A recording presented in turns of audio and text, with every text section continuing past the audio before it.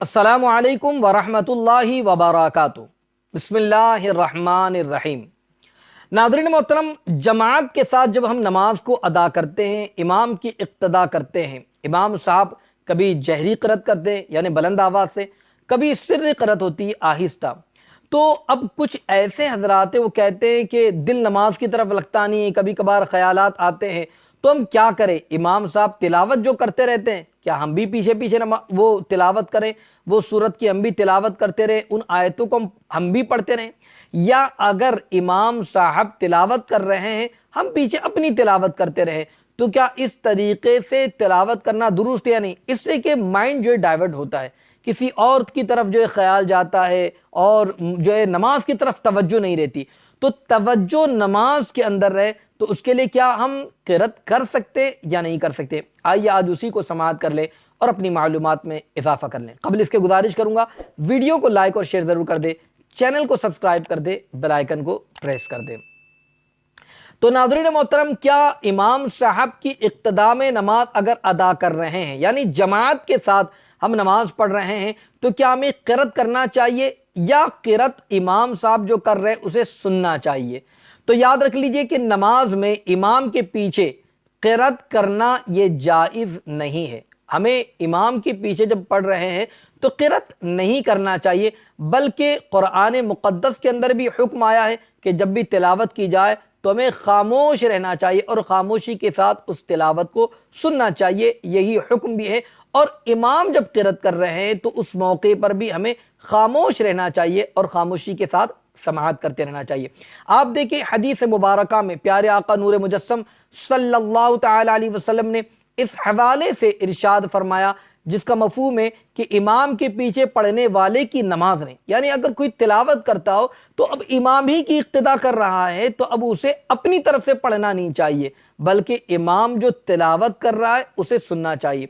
इसी तरीके से आप देखें अमीरुल मोमिनीन हज़रत उमर फारूक आज़म रज़ियल्लाहु मौला तबारक व तआला अन्हु ने इस हवाले से इरशाद फरमाया कि काश जो शख्स फरमाते कि इमाम के पीछे क़िरात करे तो फरमाते कि उसके मुंह में पत्थर हो। ये कौन कह रहा है? खलीफा दुव्वम अमीरुल मोमिनीन इरशाद फरमा रहे हैं कि जो इमाम के पीछे क़िरात करे उसके मुंह में पत्थर हो। अल्लाहु अकबर। और इसी के साथ साथ में आप देखिए हजरत साद इब्न अबी वक्कास रज़ियल्लाहु मौला तबारक व तआला जो अशरे मुबश्शरा में से हैं, आप खुद जो है इस हवाले से फरमाते हैं कि अल्लाह अकबर, फरमाते हैं कि अगर जो है मेरा जी ये चाहता है कि इमाम के पीछे जो क़िरात करे यानी इमाम के पीछे जो पढ़ता रहे, मेरा जी चाहता है कि उसके मुंह में अंगार हो। अल्लाह अकबर।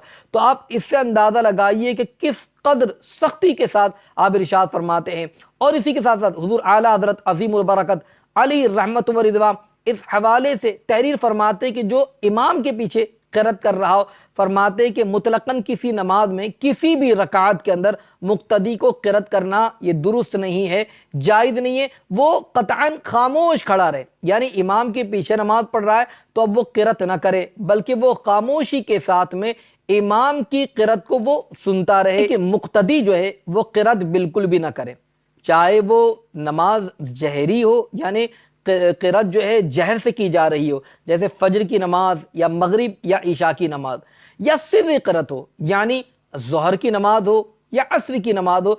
अब उन नमाजों के अंदर भी हमने खामोश रहना है, खामोशी के साथ में नमाज को अदा करना है। इसी पर अइम्मे सलासा का इत्तेफाक भी है। तो खामोशी के साथ हमने खड़े रहना है, तिलावत नहीं करना है, बल्कि इमाम जो कुछ पढ़ रहे हैं हमने सिर्फ और सिर्फ सुनना है।